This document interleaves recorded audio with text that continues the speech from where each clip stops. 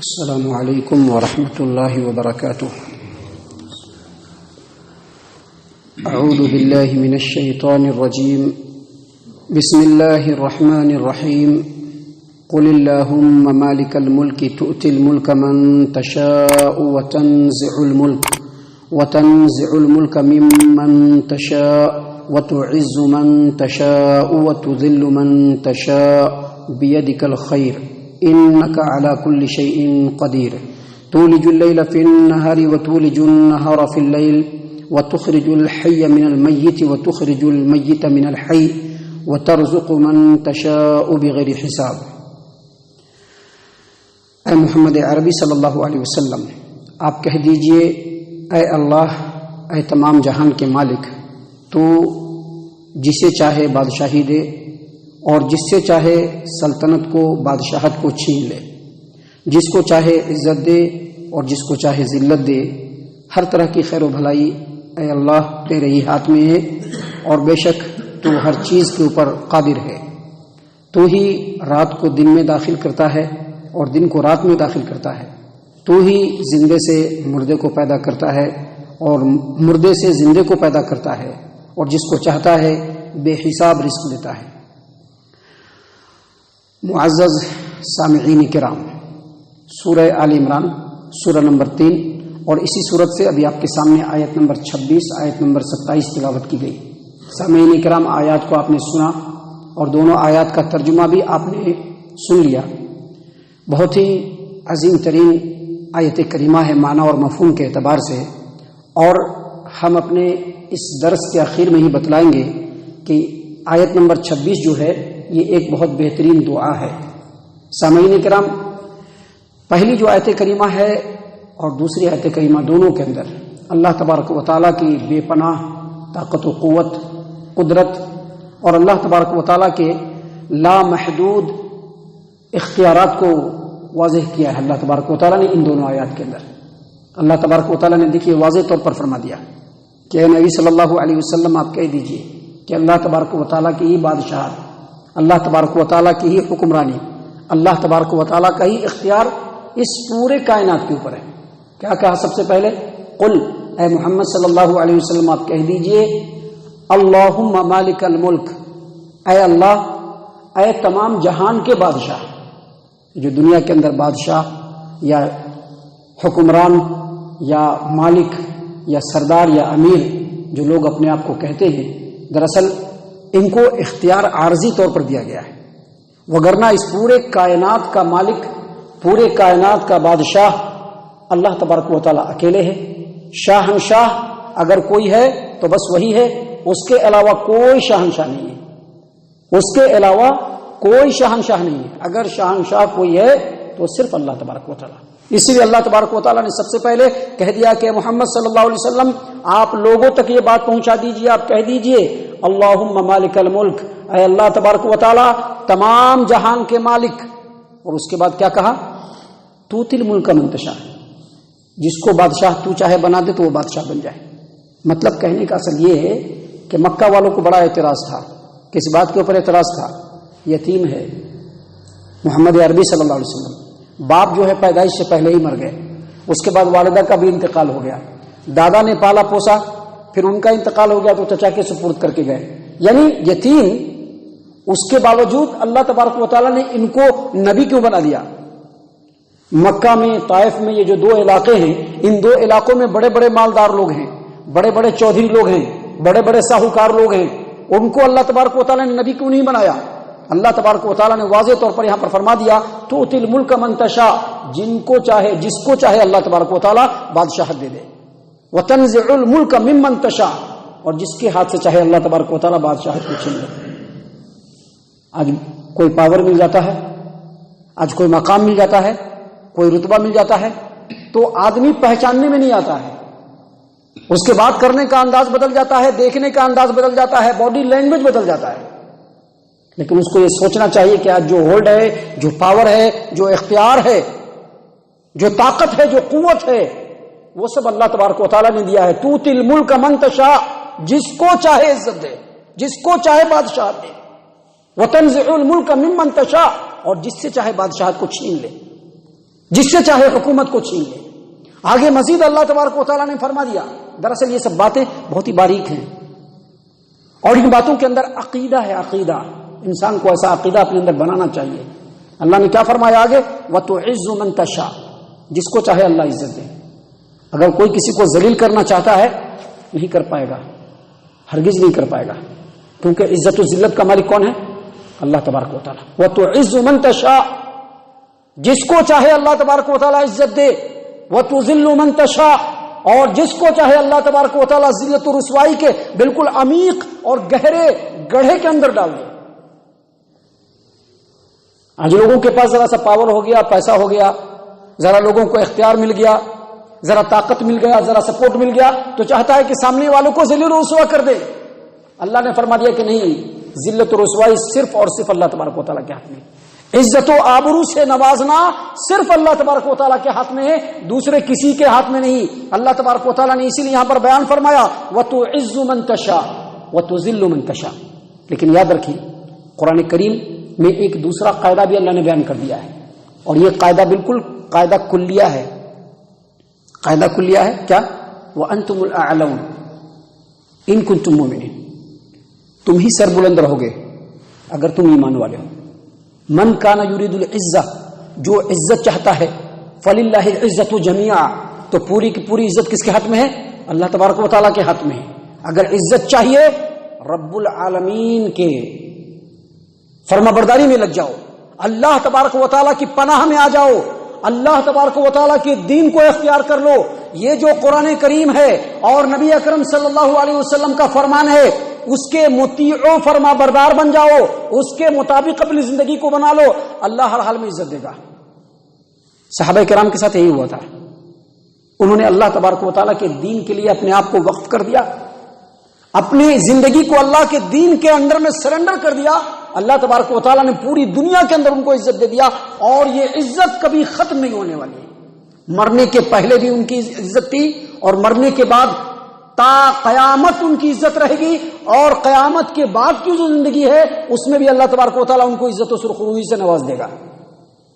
تو اللہ تبارک و تعالیٰ نے یہاں پر بیان فرما دیا کہ وَتُعِزُّ مَن تَشَاءُ، کوئی کسی کو ذلیل نہیں کر سکتا ہے، کوئی کسی کو رسوا نہیں کر سکتا ہے، کوئی کسی کو حقارت کی نظر سے نہیں دیکھ سکتا ہے، کیونکہ اللہ تبارک و تعالیٰ جس کو چاہتا ہے عزت دے دیتا ہے۔ وَتُذِلُّ مَن تَشَاءُ، اور جس کو اللہ چاہے اس کو ذلیل و رسوا کر دے۔ آگے اللہ تبارک و تعالیٰ نے فرمایا بِیَدِکَ الْخَیْرُ، پوری کی پوری خیر و بھلائی کس کے ہاتھ میں ہے؟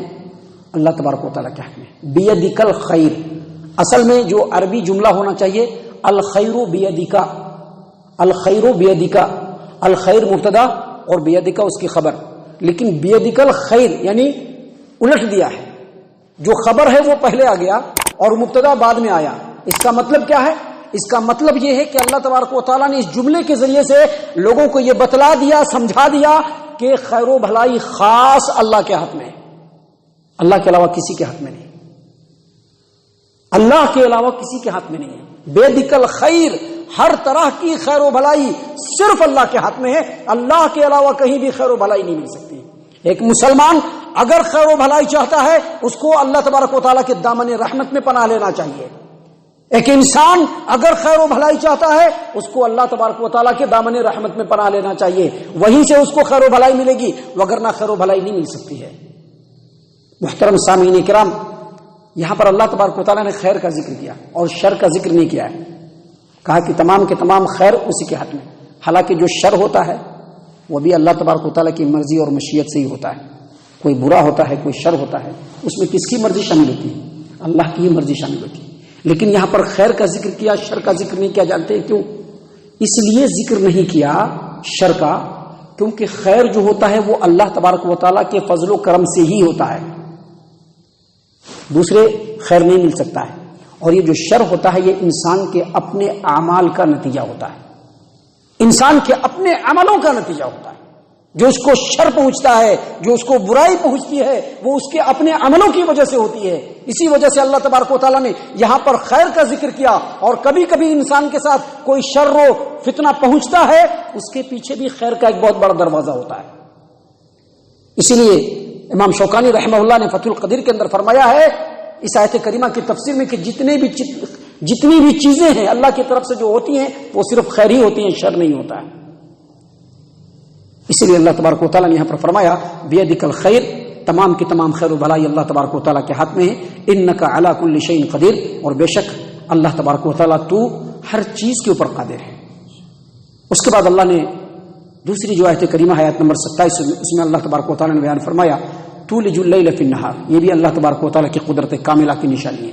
اللہ تبارک و تعالیٰ کے لامحدود اختیارات کو یہاں پر بیان کیا گیا ہے۔ اللہ نے فرمایا تولج اللیل فی النہار، اللہ تبارک و تعالیٰ تو کبھی رات کو دن میں داخل کر دیتا ہے، وتولج النہار فی اللیل، اور کبھی دن کو رات میں داخل کر دیتا ہے۔ رات کو دن میں داخل کر دیتا ہے اور دن کو رات میں داخل کرتا ہے۔ کیا مطلب یہ کہ جو موسم ہوتے ہیں، آپ کبھی دیکھیں گے کہ دن جو ہوتا ہے وہ 14-15 گھنٹے کا ہو جاتا ہے اور رات گھٹ جاتا ہے، کبھی رات 14-15 گھنٹے کی ہو جاتی ہے اور دن گھٹ جاتا ہے، کبھی دن بڑا ہوتا ہے رات چھوٹی ہوتی ہے، کبھی رات چھوٹی ہوتی ہے تو دن لمبا ہوتا ہے۔ یہ سب اللہ تبارک و تعالیٰ کی طرف سے ہے۔ اللہ کبھی دن کے حصے کو رات میں داخل کر دیتا ہے، کبھی رات کے حصے کو دن میں داخل کر دیتا ہے۔ ابھی سردی کا موسم آ رہا ہے، راتیں لمبی ہو جائیں گی، دن چھوٹے ہو جائیں گے۔ ابھی جب پھر گرمی آئے گا، مئی، جون، جولائی، اس میں کیا ہوگا؟ دن لمبا ہو جائے گا، راتیں چھوٹی ہو جائیں گی۔ تو یہ جو رات اور دن کے حصے اللہ تبارک و تعالیٰ ایک دوسرے میں داخل کرتا رہتا ہے۔ اسی لیے اللہ تبارک و تعالیٰ نے یہاں پر فرمایا کہ جو موسم جو تبدیل ہوتا ہے، اور رات دن جو بڑے چھوٹے ہوتے ہیں، یہ اللہ تبارک و تعالیٰ کے اختیار میں ہے اور دوسرے کسی کے اختیار میں ہے یا نہیں ہے، یہ اللہ تبارک و تعالیٰ کی قدرت کاملہ ہے۔ اور آگے اللہ تبارک و تعالیٰ نے مزید فرمایا وَتُخْرِجُ الْحَيَّ مِنَ الْمَيِّتِ وَتُخْرِجُ الْمَيِّتَ مِنَ الْحَيِّ، اللہ تبارک و تعالیٰ زندے سے مردہ کو پیدا کرتا ہے اور مردے سے زندے کو پیدا کرتا ہے۔ مردے سے زندے کو کیسے پیدا کرتا ہے؟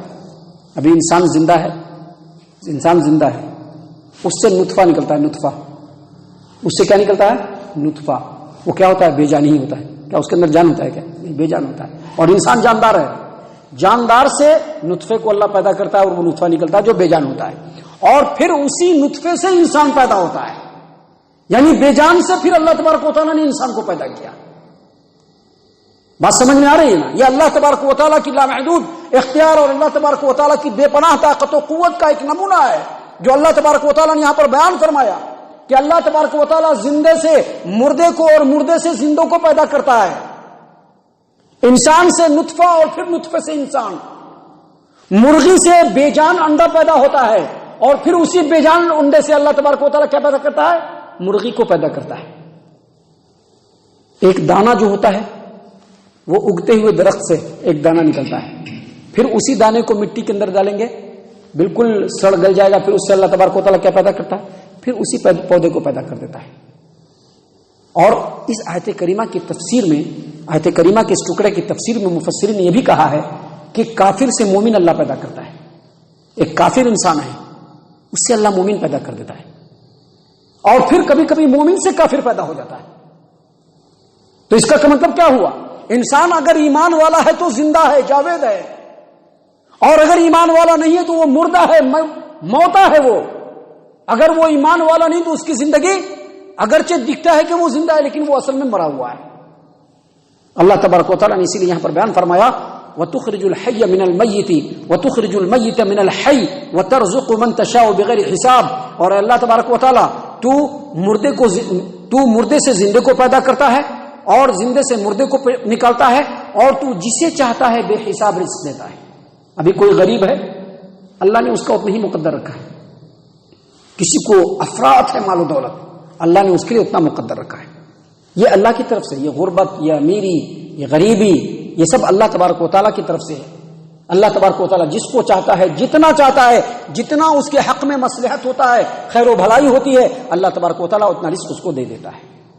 سامعین کرام، یہ جو آیت کریمہ ہے آیت نمبر 26، قل اللہم مالک الملک تؤتی الملک من تشاء وتنزع الملک ممن تشاء وتعز من تشاء وتذل من تشاء بیدک الخیر انک علی کل شیء قدیر۔ یہ جو آیت نمبر 26 ہے سورہ آل عمران، اس کے بارے میں حدیثوں کے اندر آتا ہے، مجموع الزوائد کے اندر امام حسنی نے بھی اس روایت کو نقل کیا ہے کہ اللہ کے رسول صلی اللہ علیہ وسلم کے پاس معاذ ابن جبل رضی اللہ عنہ نے قرضے کی شکایت کی کہ میرے اوپر بہت قرض ہو گیا اللہ کے رسول صلی اللہ علیہ وسلم، اللہ کے رسول صلی اللہ علیہ وسلم میرے اوپر بہت قرض ہو گیا ہے، کیا کیا جائے؟ اللہ کے رسول صلی اللہ علیہ وسلم نے کہا کہ پہلے یہ آیت کریمہ کو پڑھو، پہلے اس آیت کریمہ کو پڑھو اور اس آیت کریمہ کو پڑھ کر کے یہ دعا کرو، دعا سن لیجئے، رحمان الدنیا والآخرہ ورحیمہما تعطی من تشاء منہما وتمنع من تشاء ارحمنی رحمتا تغنینی بها عن رحمت من سواک اللہم اغنینی من الفقر واقض عنی الدین۔ یہ دعا ہے، اس دعا کو حاصل کر لیجئے، یاد کر لیجئے۔ اگر قرض ہے، قرض کے بوجھ تلے دبے ہوئے ہیں، نبی اکرم صلی اللہ علیہ وسلم نے معاذ بن جبل رضی اللہ عنہ کو کہا کہ پہلے آیت نمبر 26 قل اللہم مالک الملک تؤتی الملک من تشاء پڑھ لو اور اس کے بعد اس دعا کو اللہ تبارک و تعالیٰ کے سامنے پیش کرو، اللہ سے دعا مانگو۔ اس دعا کے ذریعے سے اگر احد پہاڑ کے برابر بھی قرض ہوگا تو اللہ تبارک و تعالیٰ اس کو ادا فرما دے گا۔ تو اگر قرض کی ادائیگی چاہیے اللہ کے سامنے جھکیے۔ اس کے علاوہ بھی دعائیں ہیں، اس دعا کو بھی لازم پکڑیے۔ آیت نمبر 26 سورہ آل عمران سورہ نمبر 3 آیت نمبر 26 کو پہلے پڑھ لیجئے اور پھر اس دعا کو مانگیے، اللہ تبارک و تعالیٰ یقینی طور پر قرض کے بوجھ سے نجات دے گا۔ اللہ تعالیٰ سے دعا ہے کہ اللہ تعالیٰ ہم تمام کو ان تمام باتوں کے اوپر خوب غور و فکر اور تدبر کرنے کی توفیق عنایت فرمائے۔ اللہ تعالیٰ ہم تمام کو صحیح معنوں میں پکا سچا مومن مسلمان بنائے، اللہ اور اس کے رسول صلی اللہ علیہ وسلم کی اطاعت و فرما برداری کرنے والا بنائے، صحابہ کرام رضی اللہ عنہم کے طریقے پر چلنے والا بنائے، جنت الفردوس میں جگہ عطا فرمائے۔ اے اللہ ہم تمام کو جہنم سے پناہ دے، اے رب العالمین ہم تمام کو جہنم سے پناہ دے، اے مالک الملک ہم تمام کو جہنم سے پناہ دے، آمین یا رب العالمین۔ وما علینا الا البلاغ المبین۔